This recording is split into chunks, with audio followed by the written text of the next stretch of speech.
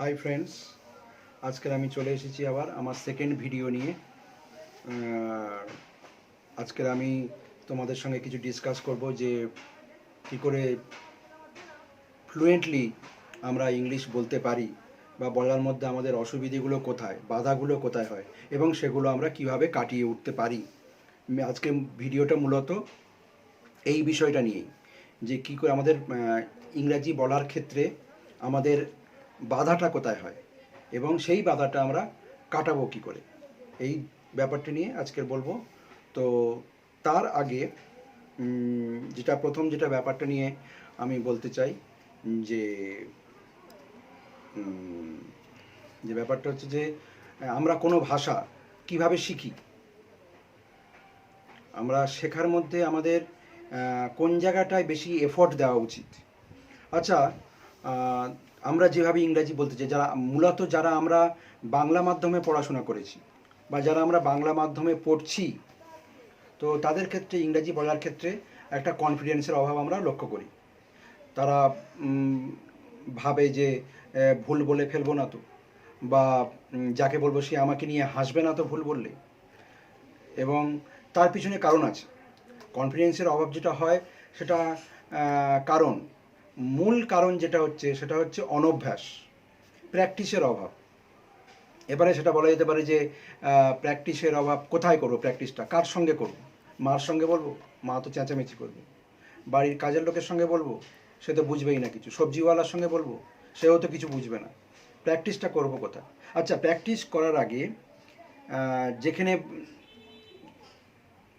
যেখানে ইংরাজি বলতে যাচ্ছি, ধরো উল্টো দিকের যে ব্যক্তি ইংরাজি বোঝে, যার সঙ্গে কথা বলতে যাচ্ছি, সেখানে গিয়ে আমাদের একটা ভয় লাগছে। তার কারণ হচ্ছে আমরা দেরি করে ফেলছি। প্রথমত যেভাবে আমরা ইংরাজি শিখতে চাই, আমার মনে হয় সেই শেখার মধ্যে কোথাও একটা ফাঁক থেকে যাচ্ছে, একটা গলদ থেকে যাচ্ছে সেই প্রসেসটার মধ্যে। আমার সঙ্গে কেউ অন্য মত হতেই পারেন, বা তোমরা অন্য মত হতেই পারো, কিন্তু আমি আমার ব্যক্তিগত মতটা শেয়ার করছি। সেটা হচ্ছে যে আমরা কি করে থাকি, জেনারেলি আমরা আগে বাংলাতে ভাবি, তারপরে সেটা ট্রান্সলেট করি ইংরাজিতে, তারপরে বলি আর কি। মানে প্রথমে বাংলায় ভাবলাম, তারপরে ইংলিশে ট্রান্সলেট করলাম মনে মনে, তারপরে সেটা বলতে গেলাম। এই প্রসেসটা করতে গিয়ে ততক্ষণে অনেকটা দেরি হয়ে গেছে, এবং তার সঙ্গে তো কনফিডেন্সের অভাবটা আছে। ফলে কি দাঁড়ালো, যে আমি ইংরাজি জানা সত্ত্বেও বলতে পারলাম না। আজকের আমার মেনলি আমি ডিসকাস করছি ওই ব্যাপারটা নিয়ে। যারা ইংরাজি জানে না তারা তো বলতে পারবেই না, সেটা তো আলাদা ব্যাপার। কিন্তু আমাদের মধ্যে অনেকেই আছি আমরা যারা ইংরাজি জানি, শুনলে বুঝতে পারি, কেউ কথা বললে বুঝতে পারছি, পড়তে পারি, সবই জানি, কিন্তু বলতে গিয়ে ফ্লুয়েন্টলি আমরা ফ্লুয়েন্ট হতে পারছি না, কথা আটকে যাচ্ছে, ভাবতে হচ্ছে। তার কারণটা হচ্ছে ওইটা, কারণ আমি যে সেন্টেন্সটা বলবো সেটা আগে আমি বাংলাতে ভাবছি, তারপরে সেটা আমি ইংরাজিতে ট্রান্সলেট করছি, করে বলতে যাচ্ছি। তো এই থট প্রসেসটার মধ্যে, এই পুরো প্রসেসটার মধ্যে একটা গণ্ডগোল আছে। আচ্ছা, ধরা যাক ইংরাজি তো একটা ফরেন ল্যাঙ্গুয়েজ, ওটার কথায় পরে আসছি। আমরা আমাদের মাতৃভাষাটা কিভাবে শিখি? যে যার ধরুন আমরা বাঙালি, তো বাংলা আমাদের মাতৃভাষা। আমরা মাতৃভাষাটা কিভাবে শিখেছিলাম একবার ভাবো তো। আমরা কি স্কুলে গিয়ে শিখেছি বাংলা ভাষা? তার আগে কি আমরা বাংলা জানতাম না? আমরা যে নার্সারিতেই ভর্তি হই বা যে ক্লাসেই ভর্তি হই ইংরেজিতে, এই স্কুলে, তো তার আগে কি আমরা বাংলা কথা বলিনি? তখন কি আমাদের ব্যাকরণ নিয়ে খুব ভাবতে হয়েছিল? গ্রামার নিয়ে খুব বেশি আলোচনা করতে হয়েছিল? প্রথমেই কি আমাদের গ্রামার শেখানো হয়েছিল? আমরা একটা মনে মনে ভাবি যে গ্রামার না শিখলে বুঝি ইংরেজি শেখানো যায় না, শেখা যায় না। গ্রামারটা জানাটা ভীষণ জরুরি একটা পার্ট। এটা অনেকেই মানে বলবে, এটা সাপোর্ট করবে যে হ্যাঁ, গ্রামার ছাড়া কী করে ভাষা হয়। অবশ্যই গ্রামার ছাড়া ভাষা, সেটাতে আমি যখন ভাষা সম্বন্ধে শিখতে যাব তখন সেটা লাগে। সাপোজ একটা ফল, আম, ম্যাঙ্গো, তো এটাকে যে ম্যাঙ্গো বলে বা এটাকে যে আম বলে, সেটা জানতে গেলে আমাকে ওটা যে নাউন বা ওটা যে বিশেষ্য, সেটা কি আমার জানতেই হবে? সেটা না জানলে কি আমি ওটাকে আম বলতে পারবো না? তো ব্যাকরণ পার্টটা পরে, কোনটাকে কি বলে, কোনটাকে কিভাবে এক্সপ্লেন করা হয়, হ্যাঁ, কোনটা কীভাবে আসছে, সেই সিস্টেমটা শেখাটা হচ্ছে গ্রামার। সেটা পরবর্তী কাজ, সেটা না জানলেও ভাষা জানা যায়।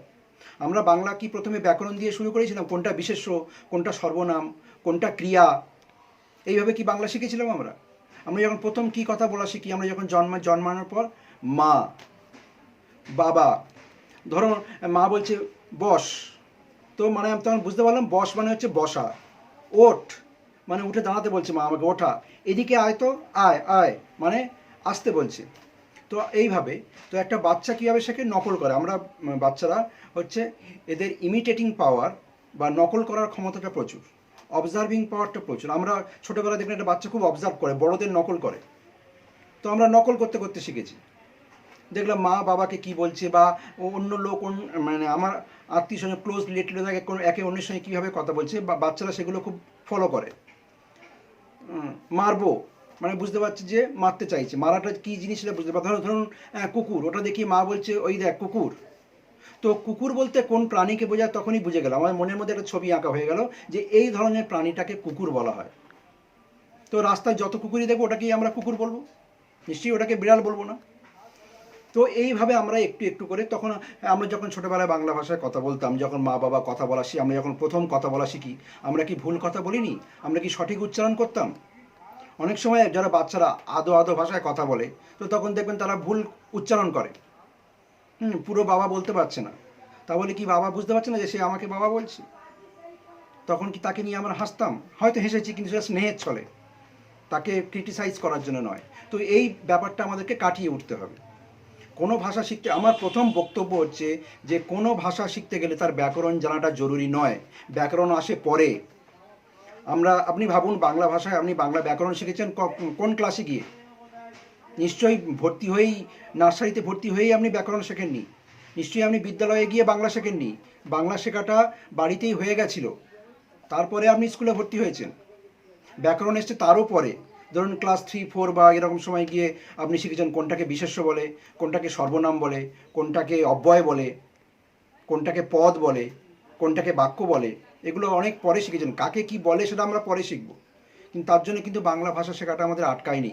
আমরা স্কুলে ভর্তি হওয়ার আগেই বাংলাতে বাবার সঙ্গে মার সঙ্গে বাড়িতে আত্মীয় স্বজনের সঙ্গে দিব্যি বাংলায় কথা বলেছি। বা সেই সব নিরক্ষর মানুষদের কথা ভাবুন, যারা কখনো স্কুলের দরজায় যায়নি, তাহলে কি তারা বাংলা বলে না? তো আমার বক্তব্য হচ্ছে কোনো ভাষা শেখার জন্য ইনস্টিটিউশনের প্রয়োজন নেই। ইনস্টিটিউশন আপনাকে পরের দিকে সেটাকে আরও পলিশ করে, সেটাকে কোনটা কী বলে সেটা শেখায়। ধরুন আমি ভাত খাই, একটা ছোট্ট বাক্য, আমি ভাত খাই। তো তার মানে কি আমাকে আমি যে এই ভাত খাওয়া ব্যাপারটা নিশ্চয়ই আমরা ছোটোবেলায় শিখে গেছিলাম। আপনি কি কখনো মাকে ছোটোবেলায় বলেননি মা আমি ভাত খাবো, ভাত দাও? তো সেখানে ভাতটাকে যে বিশেষ্য বলে, দাওটা যে ক্রিয়া, বা আমিটা যে সর্বনাম, এটা কি শিখতে হয়েছিল? মা তখন বলে এই আমি কিন্তু সর্বনাম, এটা তোকে আগে জানতে হবে, এরকম কখনো মা বলেছিল? তো ব্যাকরণটা অনেক আসবে পরে, গ্রামার পার্ট পরে, গ্রামার নিয়ে অত মাথা ব্যথা করার দরকার নেই। গ্রামার ছাড়া আপনি না জেনেও, আমি যে সর্বনাম এটা না জেনেই তো আপনি কথা বলে এসেছিলেন, পরে তো জেনেছেন ওইটা আমিটাকে সর্বনাম বলে। আইটা যে প্রোনাউন সেটা আপনি অনেক পরে শিখবেন, কিন্তু আগে যে আই মানে আমি, সেটা তো আমরা আগে জানবো, তারপরে আইটা প্রোনাউন পরে জানবো। ফাদার মানে যে বাবা, সেটা তো আগে জানবো, ফাদারটা যে নাউন সেটা আমি পরে জানবো, সেটা জানাটা পরে আসবে।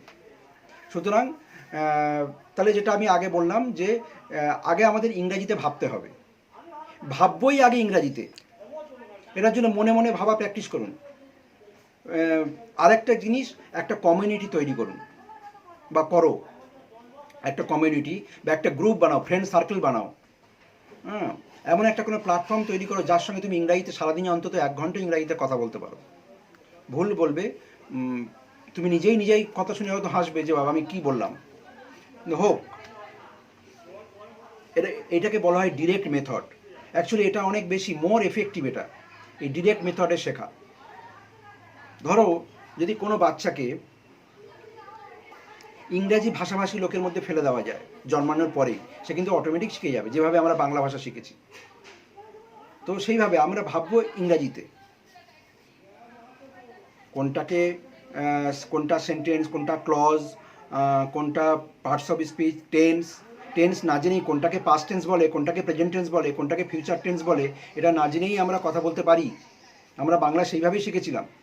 আমি ভাত খাই আর আমি ভাত খাবো, এই দুটোর মধ্যে ডিফারেন্সটা আমরা কিন্তু টেন্সটা না জেনেই কিন্তু বুঝে গেছিলাম। I eat rice, I shall eat rice, এই দুটোর মধ্যে ডিফারেন্সটা কিন্তু এটা টেন্সটা না জেনেও শেখা যায়। তো তাহলে আজকের এই ভিডিওতে আমি কি মেসেজ দিলাম তোমাদের, যে দুটো জিনিস, একটা হচ্ছে আমরা ইংরেজিতে ভাববো, আর 2 নম্বর হচ্ছে প্র্যাকটিস, অনভ্যাস। বাংলা মাধ্যমের ছাত্রছাত্রীদের থেকে ইংরাজি মাধ্যমের ছাত্রছাত্রীরা বেশি ফ্লুয়েন্ট হয় কেন?